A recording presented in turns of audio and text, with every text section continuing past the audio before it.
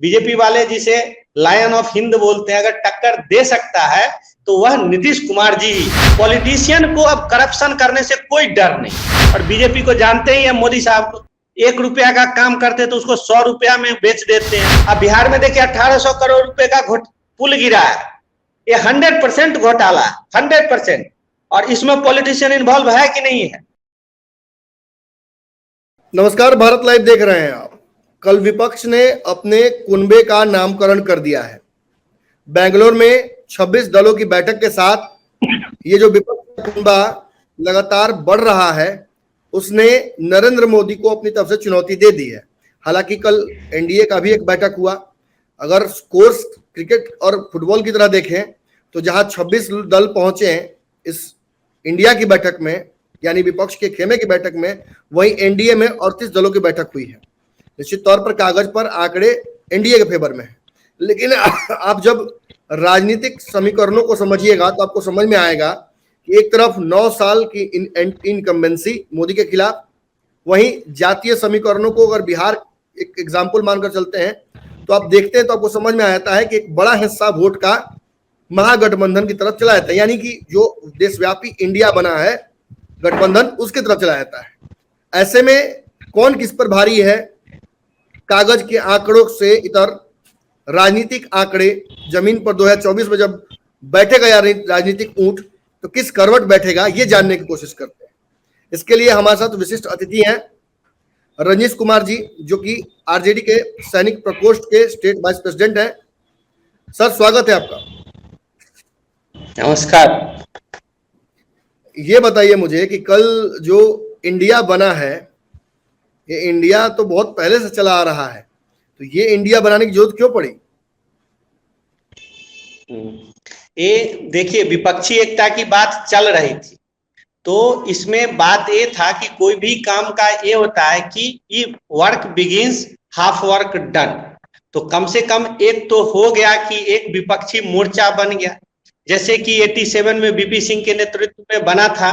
तो कि जब लोग इकट्ठा ही नहीं होते तो फिर क्या होगा, नहीं होगा। क्योंकि इस बार 2004 वाला स्थिति रिपीट नहीं होगा, क्योंकि ये सामने प्राइम मिनिस्टर मोदी साहब है, अटल बिहारी वाजपेयी साहब नहीं है। तो आधा काम तो हो गया, लेकिन इसके सामने बहुत बड़ी चुनौती भी है।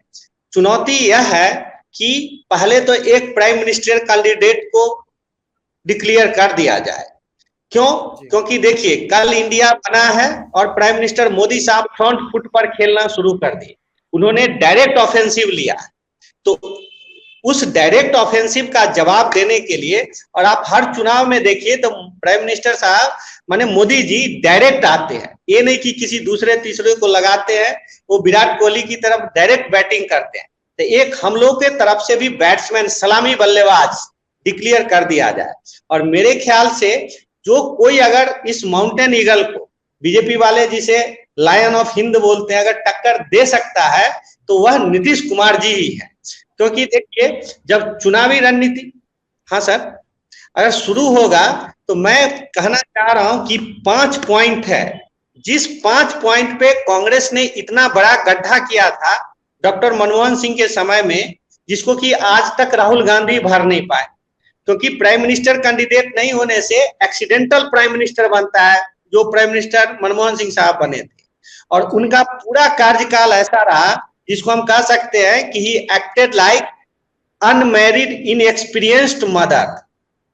अनमैरिड इनएक्सपीरियंस्ड मदर का एग्जांपल देता हूं।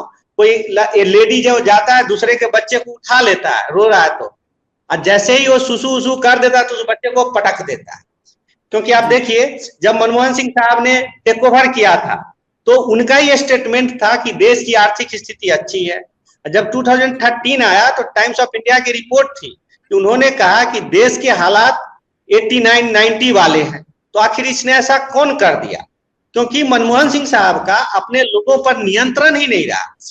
वो गड्ढा खोदने वाला पी चिदंबरम था। पी चिदंबरम ने सबसे ज्यादा नाश किया देश का। होम मिनिस्ट्री में शिवराज पाटिल ने किया था, आपको याद होगा, बॉम्बे अटैक हो रहा था और शिवराज पाटिल कपड़ा बदल रहे थे। उस समय जो डॉक्टर मनमोहन सिंह साहब से जो गलतियां हुई थी वह ये था कि उनके मिनिस्टर्स उनके कंट्रोल में नहीं थे। जैसे चिदंबरम साहब, वो लगातार फाइनेंस मिनिस्टर बने रहे, लेकिन देश का जो आर्थिक हालात खराब हुआ तो उसकी जवाबदेही किसकी होगी? चिदम्बरम साहब की होगी। शिवराज पाटिल साहब बने हुए थे होम मिनिस्टर और देश में आतंकवादी हमलों का तांता लगा हुआ था। 26/11 का अटैक हुआ था बॉम्बे में, और उस समय उनको जब पत्रकार लोग खोज रहे थे तो वो अपने को कपड़ा बदल रहे थे, नया ड्रेस में सज धज के आना चाह रहे थे। तो ऐसे लोग फिर से मिनिस्टर नहीं बन जाए, ऐसे डॉक्टर मनमोहन सिंह साहब टाइप लोग प्राइम मिनिस्टर नहीं बन जाए। जनता को पता रहे कि भाई इस इंडिया जो गठित हुआ इससे प्राइम मिनिस्ट्रियल फेस कौन होगा, और मेरे ख्याल से नीतीश जी बेस्ट है। और ये आगे बढ़ के जो प्राइम मिनिस्टर मोदी साहब जो कह रहे हैं उसमें जो गलत बात है तो उसका फ्रंट फुट पे एक काउंटर करे, जैसे कि मोदी साहब कल कर रहे थे। और 5 पॉइंट है जो हम लोग को लाना होगा अगर हम प्राइम मिनिस्टर मोदी साहब से लड़ना चाहते हैं। पहला कि टेररिज्म, आतंकवाद के अगेंस्ट जीरो टॉलरेंस, जो कि अभी मोदी जी ने किया है। इंडिया को करना होगा, जो नया घटक इंडिया बना उसको ये इंप्लीमेंट करना पड़ेगा 5 पॉइंट्स। हाँ, पहला जिसमें होगा zero tolerance against the terrorism, क्योंकि नेशनलिज्म एक ऐसा इशू है जिसपे पूरा देश सेंसिटिव है, और इसमें मोदी जी का क्रेडिट एकदम यूनाइट हो जाता है। इसमें मोदी जी का क्रेडिट है कि उन्होंने आतंकवाद को रोक दिया है। दूसरा, पाकिस्तान को घुटनों पे ला दिया।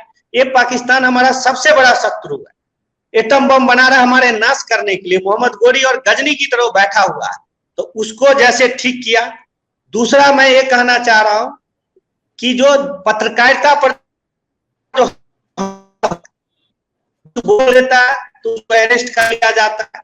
तो जैसे इमरजेंसी लगाने पे 77 में जनता पार्टी आई थी, तो इमरजेंसी डिक्लेयर नहीं करे कोई प्राइम मिनिस्टर, उसके लिए तरह तरह के उपाय किए गए। तो ऐसा उपाय हो कि कोई कुछ बोले लीडर के अगेंस्ट। आप देखिए अरविंद केजरीवाल के अगेंस्ट दिल्ली में कुछ पर्चा लगा था, तो मोदी साहब के पुलिस ने अरेस्ट कर लिया उसको।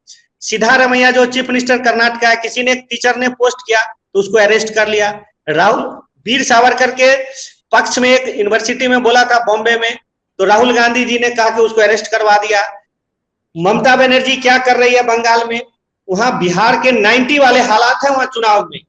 तो एक सेकेंड एजेंडा हमारा ऐसा हो कि लोकतंत्र की रक्षा के लिए जो फ्री प्रेस है, उसमें आजकल यूट्यूब भी आ गया, तो इसमें ये जो अरेस्ट फेरेस्ट करने का जो चक्कर चल रहा है इसके लिए गारंटी हो।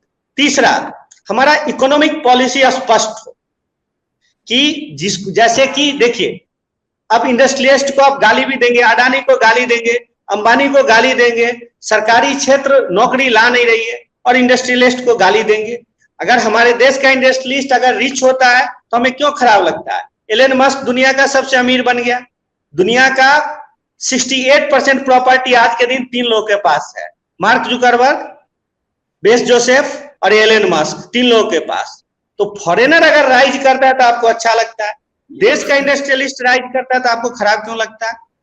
जी। फोर्थ, ये जो जुडिशियरी को दबाने की जो बात चल रही है आजकल, आप सुन रहे हैं, बराबर झगड़ा चल रहा है। तो उसमें हमारा है कि जहां जहां पॉलिटिशियन के पांव पड़े हैं उस सारे सिस्टम को इन लोगों ने नाश किया है। आज के दिन चाहे जो भी हो, ये जुडिशियरी ही बचा हुआ है जो माने खड़ा है हर गलत चीज के अगेंस्ट, चाहे भ्रष्टाचार पे हो चाहे जिस चीज पे भी हो। तो जो जुडिशियरी का अपना कॉलेजियम सिस्टम है जो सुप्रीम कोर्ट चला रहा है, उस पे माने कुठाराघात नहीं हो। और फिफ्थ जो सबसे इंपॉर्टेंट पॉइंट है कि पॉलिटिशियन को अब करप्शन करने से कोई डर नहीं है। ये बात आप देख लीजिए, जब से मनीष सिसोदिया जेल गए हैं शराब घोटाले में, तब से हो गया है कि पॉलिटिशियन करप्शन कर रहा है, करता रहेगा, उसको कोई डर ही नहीं है। वो 2-3 साल सोच लिया है कि 2-3 साल जेल जाएंगे, हजारों करोड़ रुपया हमारे पास हो जाएगा, जनता वोट देगा ही।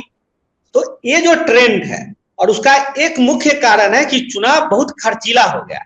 आजकल कोई भी पॉलिटिकल पार्टी अगर टिकट देना चाहती है तो पहले पूछती है कि आपके पास पैसा है इलेक्शन खेलने के लिए, क्योंकि बीजेपी इसको खर्चीला बनाया है बीजेपी ने।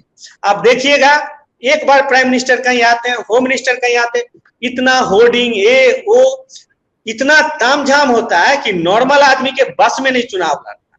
तो पॉलिटिशियन इसलिए करप्शन कर रहा है।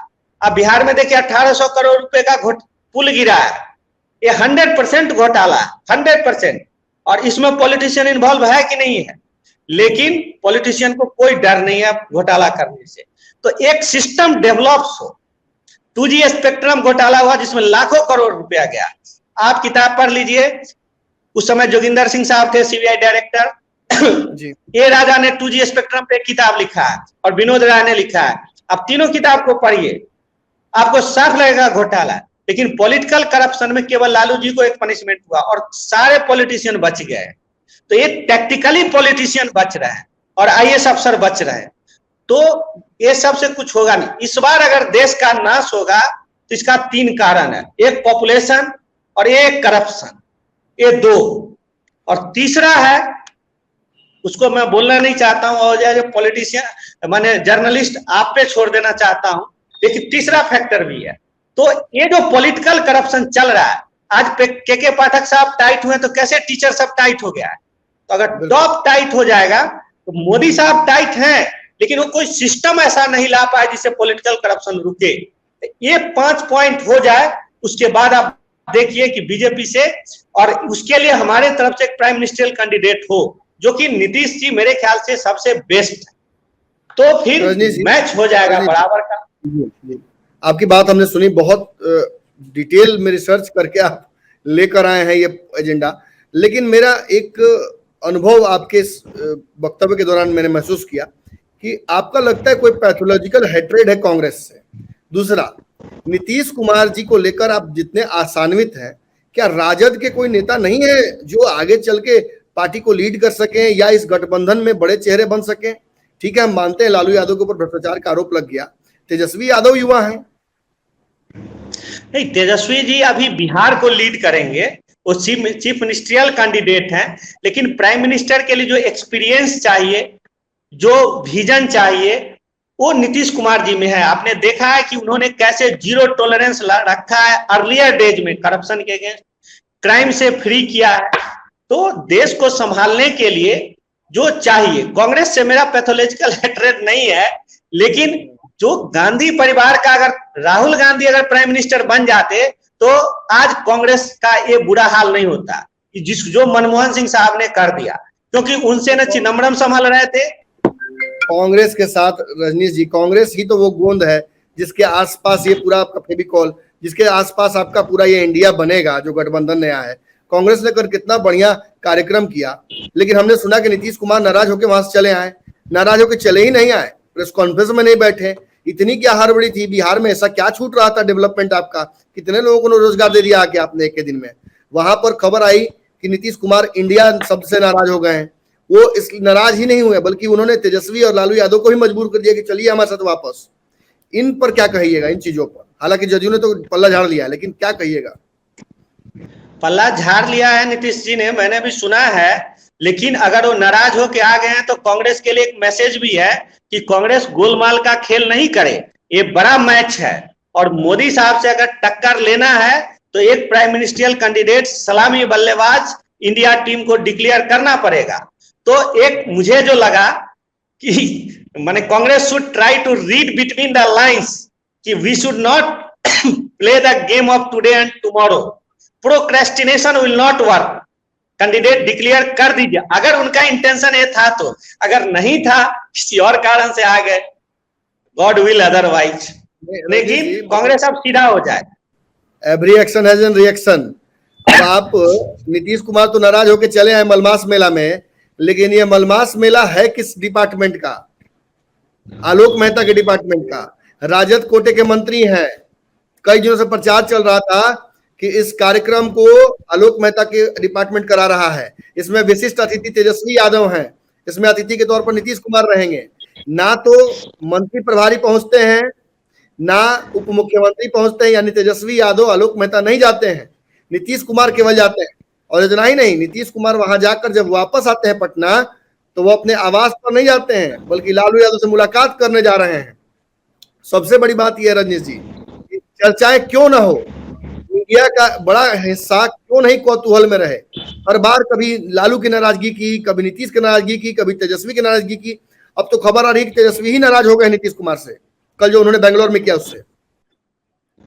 नहीं नहीं, ये ऐसा हुआ होगा कि नीतीश जी राजधानी से दूर है सीएम, तो डिप्टी सीएम को राजधानी में रख के गए होंगे कि एक तो आदमी होना चाहिए ना जो सरकार चलाने के लिए। तो आप लोग इंटरप्रेट कर रहे हैं कि नाराज हो गए ये वो, और ऐसा कोई बात मुझे लग नहीं रहा। और नीतीश जी लालू जी को ये बताने गए होंगे कि मेले का अच्छा से चला है। प्रभारी मंत्री तो जाना चाहिए था ना। हाँ, प्रभारी मंत्री हो सकता है, वो काफी व्यस्त रहते हैं, आप जानते ही हैं उनको काम। किसी सीएम साहब ने बोला होगा, आप थोड़ा सीएम साहब ने बोला होगा स्टेट देखिए। चलिए एक और सवाल, मेरा अंतिम सवाल है। आपने इंडिया के बारे में तो कह दिया, जरा हम जानना चाहेंगे कि ये एनडीए का कुनबा जो 38 दलों का बन गया है और खबर आ रही है कि 2-3 दल और आ रहे हैं, इसको देखकर आपको लगता नहीं है कि इतने बड़े कुनबे के सामने आप कहीं टिकिएगा नहीं? आपका तो अपने में मारा होता है। कुनबा से तो कोई डर ही नहीं है। मेन बात आपको किसी भी फौज से लड़ाई में होता है, even a sheep is led by the lion you must be fearful, but even a 1000 lion is led by sheep you don't have fear. Main है वो प्राइम मिनिस्टर मोदी साहब, क्योंकि उनका जो रिकॉर्ड रहा 2-4 नेशनलिज्म पे। फिर अभी देखिए जैसे तेल संकट हुआ, पूरा एशिया फंस गया था, लंका नेपाल, इसमें उन्होंने चालाकी से बचा लिया। फिर अभी फार्मा इंडस्ट्री में इंडिया आगे जा रहा है, और बीजेपी को जानते ही है मोदी साहब को, 1 रुपया का काम करते तो उसको 100 रुपया में बेच देते हैं। माने उनको क्रेडिट बनाने आता है इतना अच्छे से। स्टेज मैनेजमेंट का वो सुपरस्टार हैं, तरह तरह के ड्रेस पहन के आप सिनेमा का याद कीजिए, जैसे हीरो कभी किसी ड्रेस में कभी किसी ड्रेस में अवतरित होता है, कब कहां से आ जाएगा, पेड़ से कब पहाड़ से। He is mountain eagle. Main डर उनसे है, उसको चैलेंज करने के लिए हमारे तरफ ये 38 नहीं 48 कुनबा भी हो जाए तो उसका कोई भय नहीं है। That is multiply by 0। Main we have to counter this mountain eagle, the lion of Hind, prime minister Modi साहब। उसके लिए हमें सलामी बल्लेबाज चाहिए। नहीं, बहुत बहुत साफगोई से आप हर बार बोलते हैं। दुश्मन को कहा जाता है, आप एक सैनिक रहे हैं, बड़े सैनिक रहे हैं, दुश्मन को अगर समझे नहीं तो जंग तो आधी वहीं हार गए। आपने बड़ी चालाकी से कह दिया नरेंद्र मोदी को समझना जरूरी है, और ये 38 हो 48 हो सब इन मल्टीप्लाइड बाय 0 हो जाएगा अगर एक नरेंद्र मोदी को समझ लिया जाए विपक्ष के द्वारा। विपक्ष ने कुनबा तो बना लिया है दर्शकों, लेकिन ये कुनबा कितना सफल हो पाता है? बिहार में जहां एक तरफ महागठबंधन सिकुड़ती जा रही है, आज भी उसके 2 बड़े घटक दलों के बीच में खबर आ रही है कि कंटेंशन चल रहा है, डिप्टी सीएम के बीच विवाद चल रहा है। खैर मीडिया का उपजाया हुआ भी हो सकता है, लेकिन एक बात तो तय है कि 100 समस्याओं के बावजूद इंडिया का निर्माण हो गया है। भारत देश भी जब बना था तो शायद ये बहुत बड़ी बात, शायद परिस्थितियां ऐसी ही होंगी, लेकिन भारत आज कहां पहुंच चुका है ये देखकर उस वक्त भारत बनाने वालों को जरूर खुशी मिली होगी। निश्चित तौर पर यह चर्चा बहुत आपको भी लगी होगी अच्छी। आप कमेंट सेक्शन में आकर चर्चा को आगे बढ़ा सकते हैं। रजनी जी से फिर कभी अगली कड़ी में हम मुलाकात करेंगे। बहुत बहुत धन्यवाद। अगर ये वीडियो पसंद आई और वह बिहार के राजनीति और बिहारियत से सरोकार रखेनी तो सब्सक्राइब बटन दबा के चैनल के सब्सक्राइब कर ली। ओजे एगो घंटी बा, ओकरा बटन दबा देला से कुल सटीक और मारक खबर रुआ मुफ्त में मिल जाई। अगर रुआ पत्रकारिता के हमनी के नया प्रयोग में सहयोग कर चाहतानी तो ज्वाइन बटन दबा दी। पेटीएम नंबर नोट कर ली 9386816700। धन्यवाद।